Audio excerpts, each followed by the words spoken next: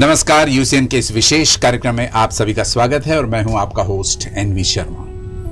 इंसान में जब से सभ्यता आई, संस्कृति आई है, तब से उसकी एक कोशिश रही है कि इस संसार में सुख, प्रेम, शांति, सद्भाव और एकता की भावना बनाए रखना।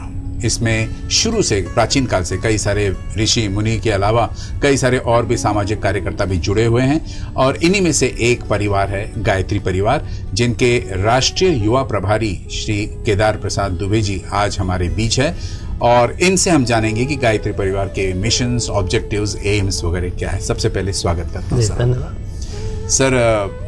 बड़ी खुशी हुई आपको यहाँ पर पाकर और शायद इससे कई सारे लोग जो इस कार्यक्रम को देखेंगे लाभान्वित होंगे, लेकिन उससे पहले मैं जानना चाहता हूँ कि गायत्री परिवार है क्या?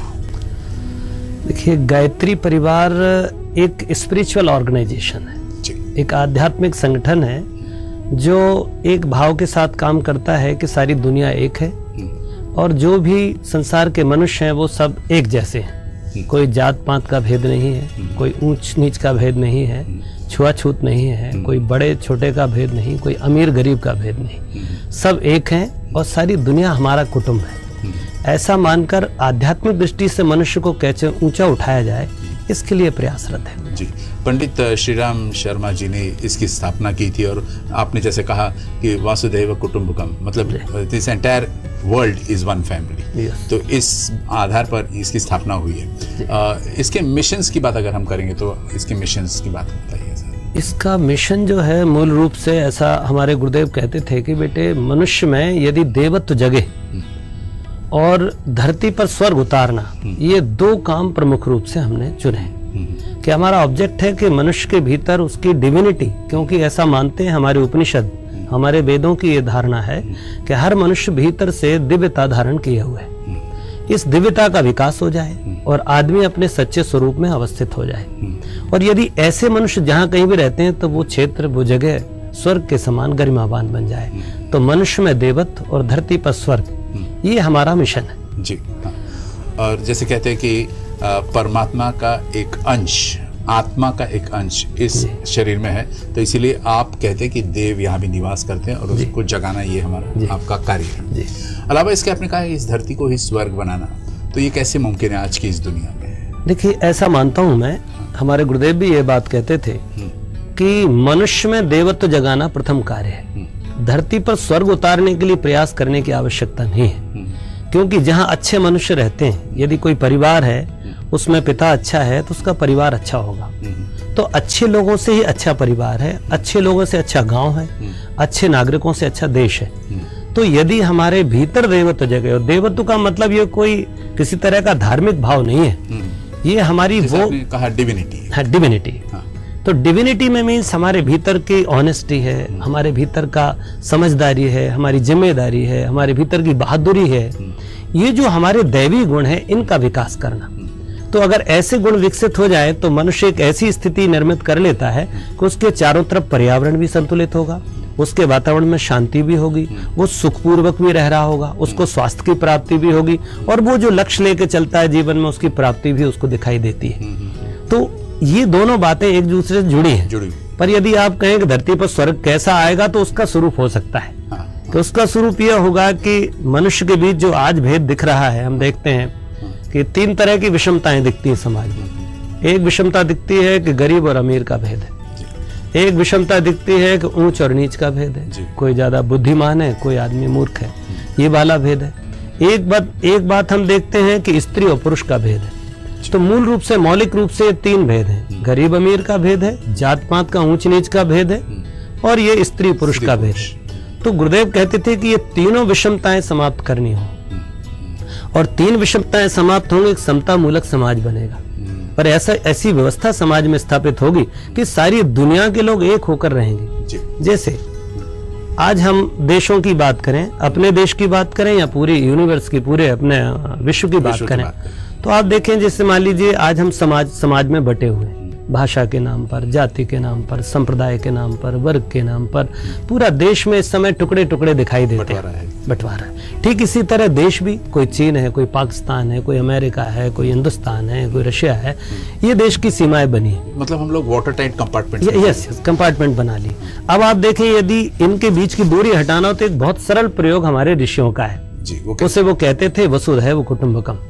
अयम निजः परवेति गणना लघु चेत साम उदार चरिता नाम तो वसुधैव कुटुंबकम।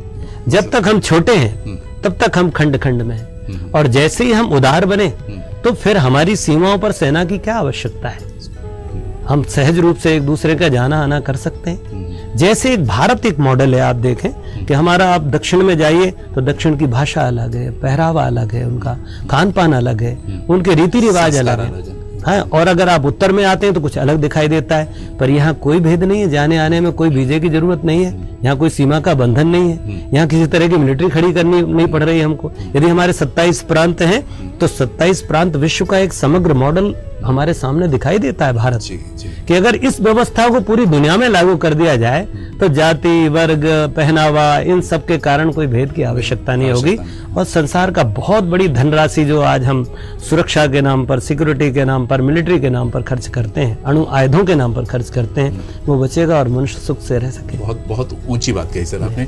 और जैसे इससे एक मानव यानी कि ह्यूमैनिटी, कोई जात नहीं रहेगा, एक मानव और एक भाषा यानी कि प्रेम की भाषा हर तरफ रहेगी। एक छोटी सी बात मैं पूछना चाहता हूँ सर आपसे कि जैसे डेवलपमेंट की बात करते हैं, विकास की बात करते हैं हम लोग, तो फैमिली डेवलपमेंट तो बाद में आएगी और सोसाइटी की डेवलपमेंट तो उसकी भी बात आएगी, लेकिन सबसे पहले इंडिविजुअल को कैसे, एक व्यक्तिगत रूप से किसी मानव को कैसे डेवलप किया जा सकता है? देखिए, हमारे गुरुदेव ने इसी को युग निर्माण योजना कहा है, और उन्होंने कहा कि 3 तरह के निर्माण आवश्यक है। एक निर्माण है व्यक्ति का, एक निर्माण है परिवार का, एक निर्माण है समाज का। तो स्वाभाविक रूप से समाज का जो इकाई है वो मनुष्य है, या यूं कहें कि परिवार एक ऐसी प्रयोगशाला है, परिवार एक ऐसी उद्योग है, परिवार एक ऐसा खंड है जहां मानव मानव गढ़े जा सकते हैं। यदि सुसंस्कृत परिवार है, वहां की परिवार की दिनचर्या, परिवार का रहन सहन, परिवार का सोच विचार, ये है तो वो एक अच्छे मनुष्य को गढ़ता है। तो मूल इकाई हमारी व्यक्ति की इकाई है, उससे परिवार है, परिवार से समाज है। अब जब व्यक्ति निर्माण की बात आती है तो व्यक्ति निर्माण के गुरुदेव कहते थे 4 चरण है। नंबर 1 कि आदमी क्या है, पहले इसका चिंतन किया जाए। इसलिए वो कहते थे सबसे पहली चीज है आत्मचिंतन। अपने विषय में विचार करो कि मैं क्या हूँ, मैं कहाँ से आया हूँ, मेरे जीवन का प्रयोजन क्या है, मेरे कमजोरियां क्या है, मेरी अच्छाइयां क्या है, ताकत क्या है मेरी, ये जानो। जब अपने को जान लें तो दूसरा प्रश्न उठता है कि जानने के बाद क्या किया जाए। तो फिर ये समझा जाए कि मैं जो कुछ हूं वो कैसा हूं और मुझे कहां तक होना चाहिए, मेरी संभावनाएं कितनी है। तो दूसरा आता है आत्मचिंतन के बाद में आत्मविश्लेषण, कि हम अपना विश्लेषण करें, खुद स्वयं करें कि हमारी कमजोरियां और हमारी ताकत क्या हो सकती हैं, और मुझे मेरे भीतर कौन कौन सी बुराइयां हैं और क्या अच्छाइयां हैं। जब ये समझ में आ जाए तो तीसरा चरण आता है आत्मनिर्माण का, कि जो बुराइयां हैं उनको हटाइए और अच्छाइयों को बढ़ाइए, सद्गुणों को बढ़ाइए, ये मानवीय मूल्यों को इकट्ठा करिए। तो इस तरह से मनुष्य, अच्छे मनुष्य का निर्माण होता है। तो ये आत्मनिर्माण हो गया। पर बात यहाँ नहीं टिकती। इसके बाद मनुष्य होने के नाते ये कर्तव्य बचता है कि वो और हमसे मनुष्येतर प्राणियां जो है, जीव जंतु हैं, इनका और इस प्रकृति का ध्यान रखें, क्योंकि परमात्मा ने मनुष्य को अपना राजकुमार के रूप में पैदा किया है। तो अगला क्रम बचता है कि आत्म विकास करें। आत्म विकास के मेरा मतलब ये है, गुरुदेव कहते थे कि जैसे मेरी सीमाएं मैंने छोटी सी परिवार तक सीमित कर ली, तो अभी मुझे 5 लोग अच्छे लगते हैं, उनका सुख दुख मेरा सुख दुख है। पर यदि मैं सीमा तोड़ करके दुनिया को अपना परिवार मानने लगूं तो मेरा सुख दुख दुनिया का सुख दुख हो जाएगा, मेरी संपत्ति, मेरा वैभव दुनिया का वैभव हो जाएगा। तो वो कहते थे कि जैसे ये नदी तुम्हारी, ये सूरज तुम्हारा, ये तारे तुम्हारे, ये धरती तुम्हारी, ये निसर्ग आपका। तो फिर सीमाएं कुछ नहीं दिखती। ये आत्म विकास है कि जब हम अपना निर्माण करके दूसरों के निर्माण के लिए निकल पड़ते हैं। तो आत्म निर्माण और विश्व निर्माण, या यूं कहें, वो कहते थे हम बदलेंगे तो युग बदलेगा। सिंपल। तो ये आत्मनिर्माण की प्रक्रिया। बहुत ऊंची बात कही, बहुत सरल भाषा में आपने समझाई सर इस बात को।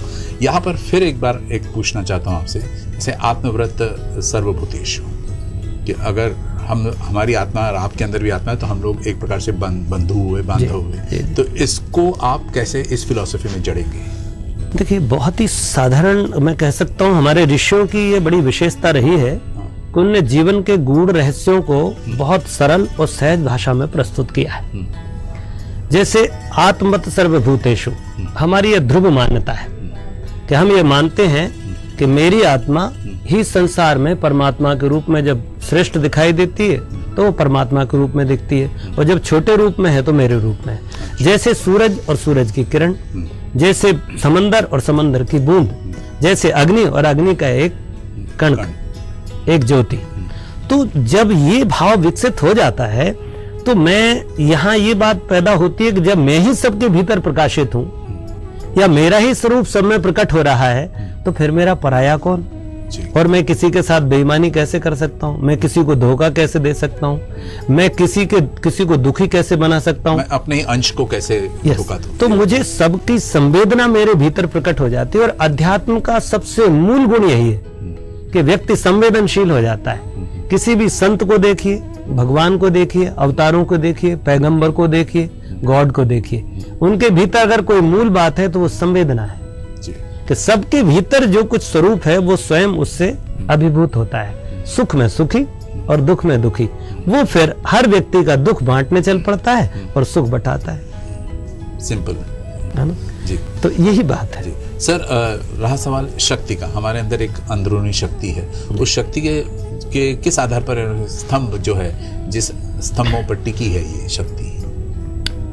ऐसा मानते हैं हम कि हमारी जो सृष्टि का निर्माण क्रम है, जो हमारे उपनिषदों में, हमारे वेदों में जिसका वर्णन आया है कि भगवान ने एक संकल्प किया कि मैं एक से अनेक बनना चाहता हूँ, एको हम बहुश्याम।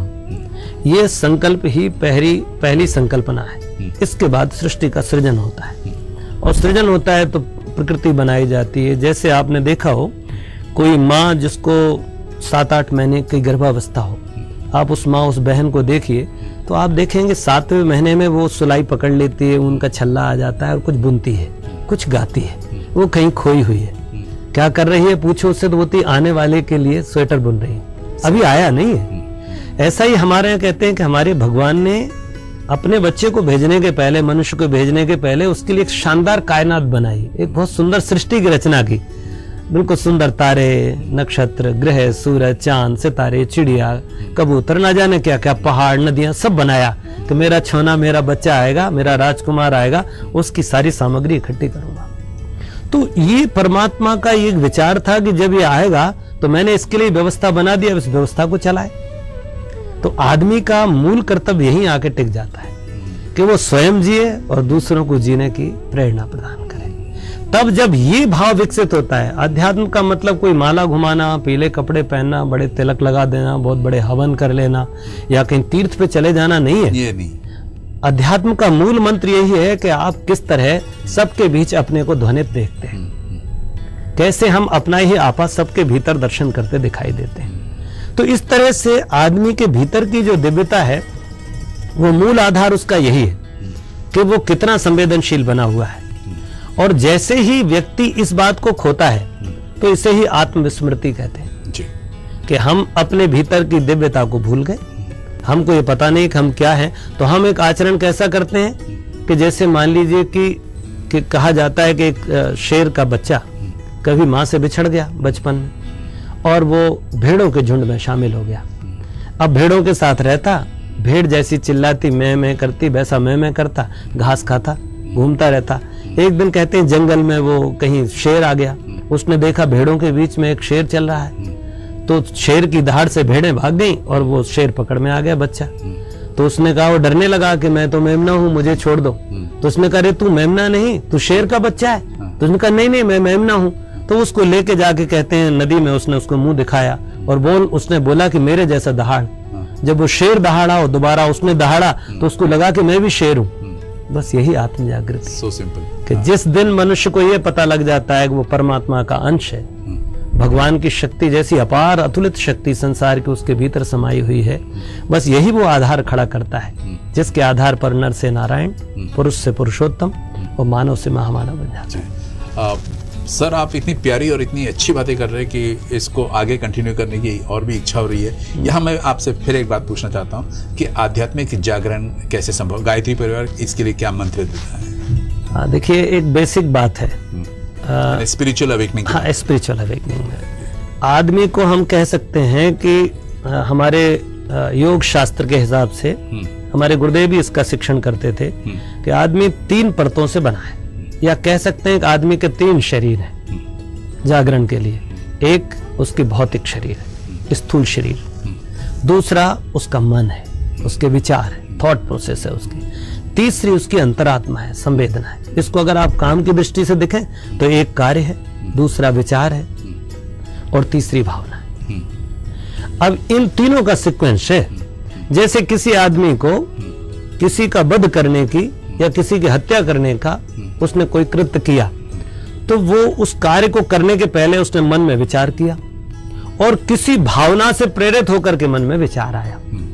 तो जड़ में आप जाएंगे तो भाव पक्ष है, यही वो कारण क्षेत्र है। इसलिए 3 शरीर कहा जाता था, स्थूल शरीर, सूक्ष्म शरीर और कारण शरीर। तो कारण शरीर से प्रारंभ होती यात्रा आदमी की। सबसे पहले कारण का शोधन करो, और कारण संवेदना से जुड़ा है, भावना से जुड़ा है। वो तत्व है जो आपने शुरू में कहा, आत्म सर्वभूतेषु या वसुधैव कुटुंबकम का भाव रखता है। तो भाव पक्ष शुद्ध बने, मेरा भाव अच्छा है तो मेरे मन में विचार अच्छे आएंगे, मेरी चिंतन की प्रक्रिया ठीक होगी। और मेरा भाव दुष्ट है, मेरी भावनाएं ठीक नहीं है, तो मेरा विचार भी ठीक नहीं होगा। और जो जैसा भाव रखता है वैसा विचार करता है, और जैसा विचार करता है वही काम में प्रवृत्त होता है, और वही कर्म उस आदमी का चिंतन चरित्र व्यवहार बन जाता है। तो शोधन करना है यदि आत्मनिर्माण, तो भाव पक्ष की साधना, विचार पक्ष की साधना और कर्म पक्ष की साधना करनी पड़ेगी। इनमें से कोई भी छोड़ करके सिर्फ माला सटकाने से काम नहीं चलेगा। इसलिए भाव को शुद्ध करो, उसके लिए ध्यान करो, ध्यान की गहराइयों में जाइए, समाधि की अवस्था तक जाइए, चिंतन करिए, विचार करिए और समाधि में जाइए, अपने स्वरूप को जानिए।